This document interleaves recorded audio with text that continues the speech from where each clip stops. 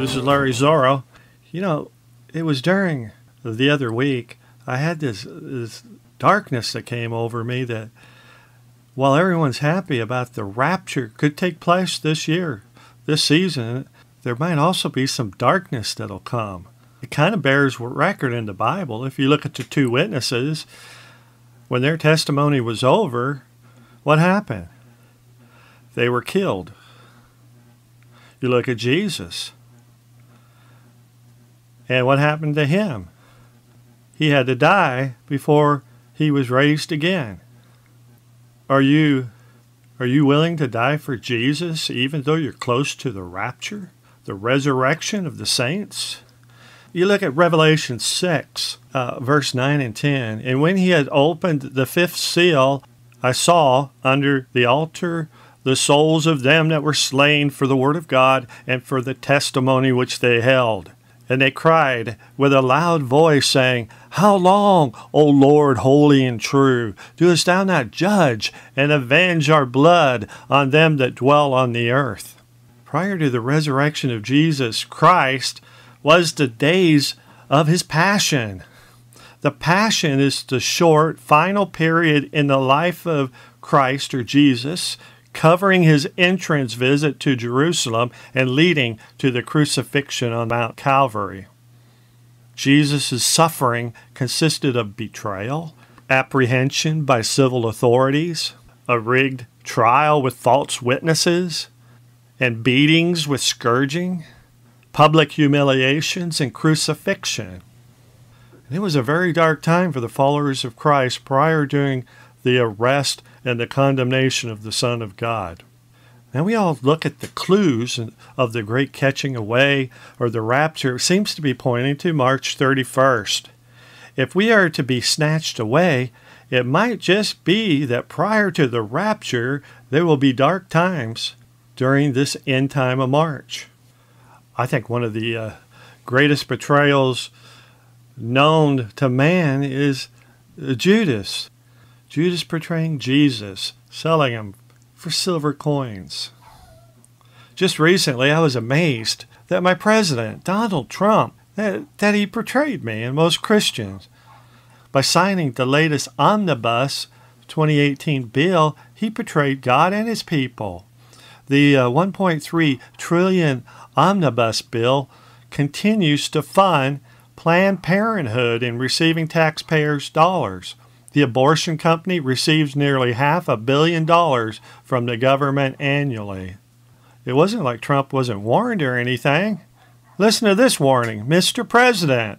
Planned Parenthood is the largest abortion business in the U.S., making them one of the largest abusers of human beings in the world, said Troy Newman, president of Operation Rescue and one of the founding members of the Center for Medical Progress. It's currently under investigation by your Department of Justice, he continues to say, for engaging in the illegal sale of aborted baby remains for profit as revealed in a series of authenticated undercover videos that shook the nation in 2015. Listen to this other warning. During your 2016 presidential campaign, you promised to defund Planned Parenthood. He reminded Trump, I urge you now to keep your promise and veto the omnibus bill until it no longer provides any of our tax money to Planned Parenthood.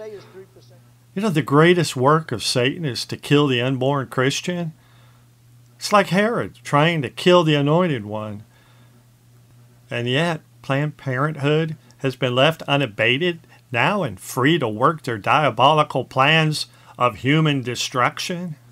And then Herod, when he saw that he was mocked of the wise man, was exceeding wroth, and sent forth and slew all the children that were in Bethlehem, and in all the coasts thereof, from 2 years old and under, according to the time which he had diligently inquired of the wise man. Trump, he anticipated that people would question him, and he replied, My highest duty is to keep America safe. Nothing more important. Well, what about keeping the unborn safe.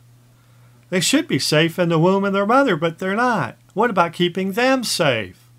And he goes on. Therefore, as a matter of national security, I've signed this omnibus budget bill. It sounds similar to this when you read Daniel 11:31.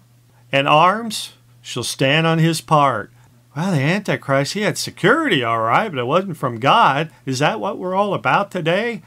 But anyway, the Antichrist will have security, but not from God. His security will be in arms. That's what we want from our president.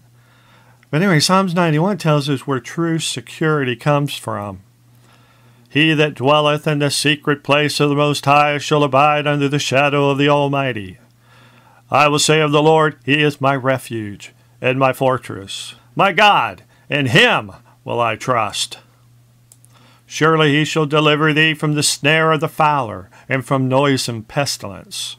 He shall cover thee with His feathers, and under His wings shalt thou trust. His truth shall be thy shield and buckler. Thou shalt not be afraid for the terror by night, nor for the arrow that flieth by day, nor for the pestilence that walketh in darkness, nor for the destruction that wasteth at noonday. Brothers and sisters, continue to look for more Christian attacks to your faith and the work of God upon this earth prior to the rapture. If this is the season of the rapture, there will be a great mushroom cloud of darkness heading our way. Take up, my brethren and sisters, take up the full armor of God. You will need it. This is Larry Zorro. God bless you. Jesus is coming soon.